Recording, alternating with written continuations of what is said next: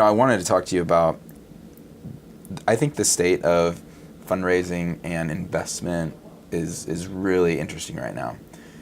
What are your thoughts on it? I mean, we have things like the Jobs Act and, the crowdfunding, but also I think AngelList is really interesting, and it's kind of coming in as I call it a black swan. I think it is the black swan of Absolutely. the industry. So what are your thoughts on that? I mean, in terms of let's just call it AngelList right now. Right. So I think, again, I always boil it down to, some people call it quantitative investing, some people call it the qualitative side. I think about it in terms of transactionally driven investors and relationship driven investors.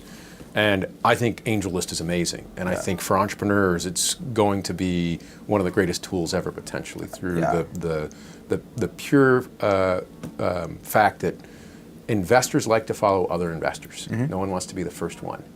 VCs, you've heard the jokes about lemmings, et cetera. And it's still true even with angels and seed investors. So I think AngelList resolves a lot of those issues and gets people to be aware that there's a financing occurring. And so people want to pile in.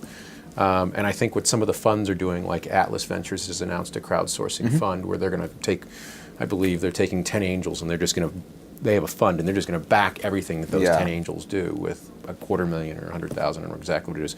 And obviously Founder Group announced the same kind of thing. They were the first. In fact, Founder was the first. So I think AngelList is going to revolutionize things in a lot of ways for entrepreneurs, but at the same time, that falls under the category of transactionally driven investors. And for us, go back to what we talked about with why I became a VC. There's this group of venture capitalists who are still relationship driven. And I think a lot of the more experienced entrepreneurs who've been through it before, they already have a relationship with an investor that they trust and they want to go back to for the next time that they start something. And they might not have been a CEO, they might have been a senior exec, but they've continued to have that relationship, whether the prior company was a success or failure. And so as much as I think those things are going to innovate, I still think that there is an important space for the relationship investors, especially with the more experienced entrepreneurs.